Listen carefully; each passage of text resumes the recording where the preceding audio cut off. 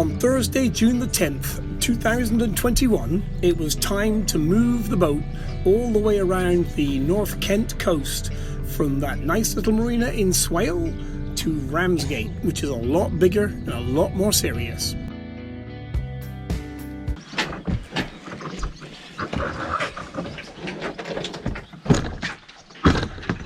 I don't like the dinghy on the front. It was practical to have it there for the past 6 months, but it doesn't work there anymore. So we're going to move it to the back and leave it there. Means I can use it more often. But the tide's out right now, so I've got to wait until the tide comes in so that I can turn the boat around and put the dinghy on the back there. I'm going to be doing my radio exam today, but a few things changed and it's not possible to do it today. So I'm actually going to do it down in Ramsgate because there's a place down there that said they can handle everything, and I'll be in Ramsgate. And this pontoon is not stable.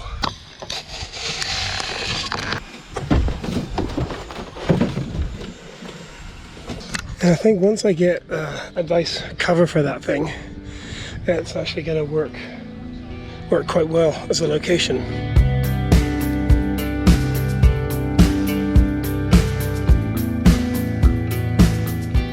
There's a few older boats here that may or may not make it back to the water. Who knows? The water pressure in the shower is not quite up to standards that I require. It's still water and it still comes out and I still get clean, but I've noticed in the past month or so the pressure's just not there. So I've pulled out the water pump and I'm going to take it apart and make sure that everything is as it should be. And if it's not, I'll fix it. The trick is to have the same number of screws that come out go back in again. There's usually 1 or 2 left over. That's not good. I don't really know what I'm doing here.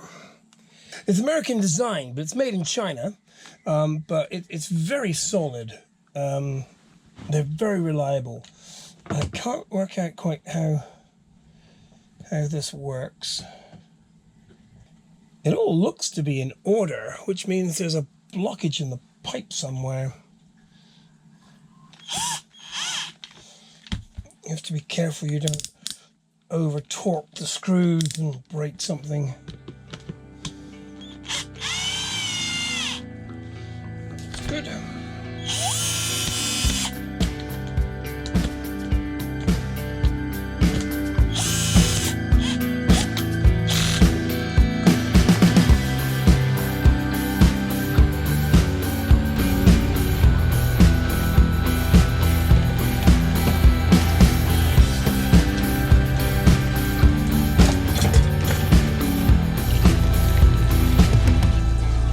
Loads of water in these lines.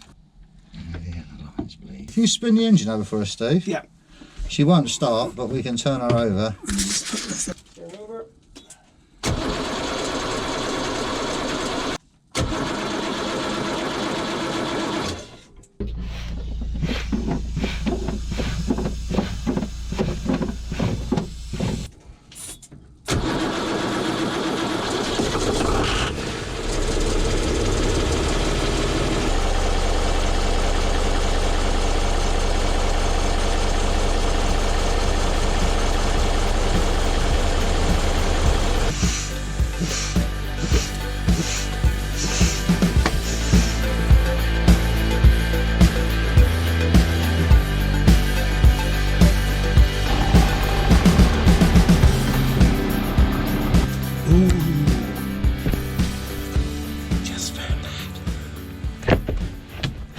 I decided to beef up my batteries because I had 3 batteries that were kind of old and I'd used them a while, and I bought them secondhand anyway. So honestly, they weren't very good. So I bought 3 new batteries and I'm just installing them now. tried to run my computer and it worked great. I think I got about 6 hours, 5 to 6 hours out of one battery. So now I bought 2 more and I got 3 in there. And that should go nicely with the solar that I'm slowly installing. I could have just done it in one go, which would have been probably smarter, but I don't know. It was a bunch of money to shell out at one time, and I didn't really feel like doing that. So I'm doing this like bit by bit, but I'm getting there. Normally, when you're working on batteries, you should tape off the terminals, because if you drop a wrench across it, it explodes, and it's actually it could be very dangerous because you get massive ampage across the 2 terminals that discharges in a microsecond, and it'll melt a wrench. But I can't do that because right now I'm actually working on the terminals. So here we go. It is pretty cramped down here, but it's better than some other boats, so I'm not really going to complain.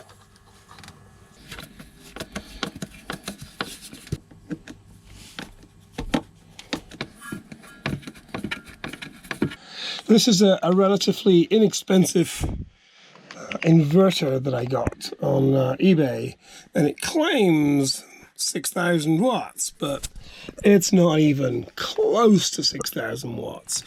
I'd be lucky to get 1,000 watts out of it, if that. I think it was about 25 pounds, and because it didn't produce 6,000 watts, I just told PayPal that I wanted my money back.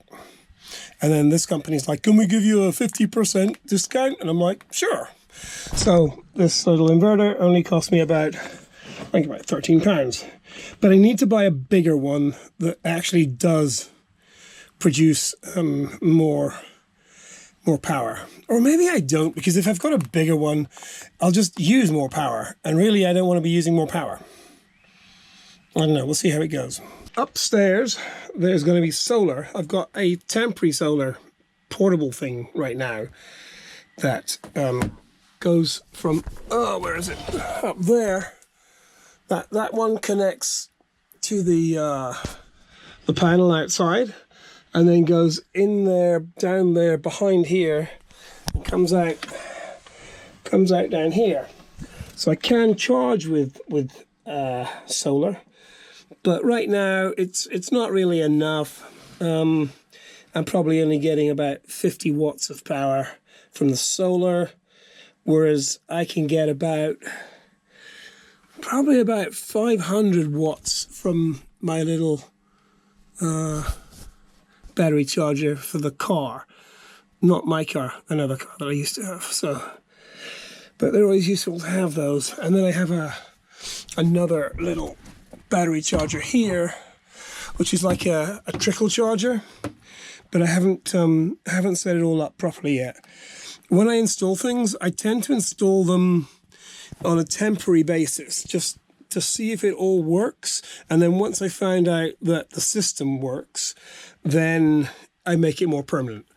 Because you don't want to install something all permanently and then have to pull it all out because you got something wrong. So that's my method. It's not really the best method, but it works for me, so that's all that matters. That is 3 110 ampere hour deep cycle leisure batteries, and an inverter and a charger over there, and it's completely separate from the boat system. And I will be adding another 3 batteries. I'm going to put a piece of wood down here. That'll give me 660 ampere hours, but you can only really drain them as far as down to about 40%, and then you start to damage them, so it's best to not do it past that. So that'll give me about 400 ampere hours, which is quite a lot. That should last a night or two on the boat. And then if I've got solar charging, that's better, and I can also charge them from the generator at the back. We've all made mistakes, even me. What's the one silly mistake that you almost wouldn't fess up to making, but you actually did? Going under the bridge when the fucking container ship is coming at you. No, that was you. going under Sydney Harbour Bridge, right, when they haven't taken away the painting cradle. Oh. They'd left the painting cradle in the middle of the bridge. Oh. And we went under and he took it off. Oh. Under Sydney Harbour Bridge. What boat were you on? A big one though? Yeah, yeah. 28,000 tonne at the time. Right. Was a container ship. Yeah. For OCL. Oh yeah. And they had an uptake on the funnel. And they could only go under Sydney Harbour Bridge At low tide. on a lower water. And they had to move the painting gantry to one side. But they didn't. Otherwise we took it off, and they didn't take it off that day. And we took it off for them. Oh, there you go. So, if you're captaining a container ship, make sure there's no painting gantry thing under the Sydney Harbour Bridge. Every now and again we get some visitors. Aren't they cute? I just fed them a bagel. They liked it. See? Dragon tail.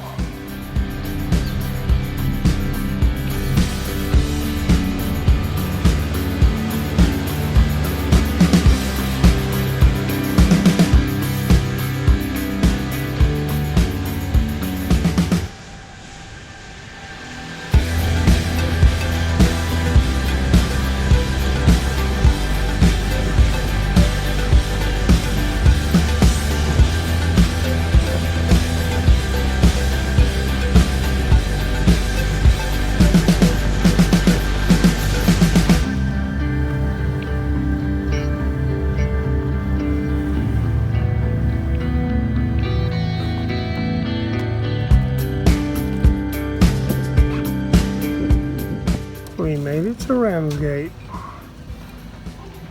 That was a lot of fun. No problems. I like that.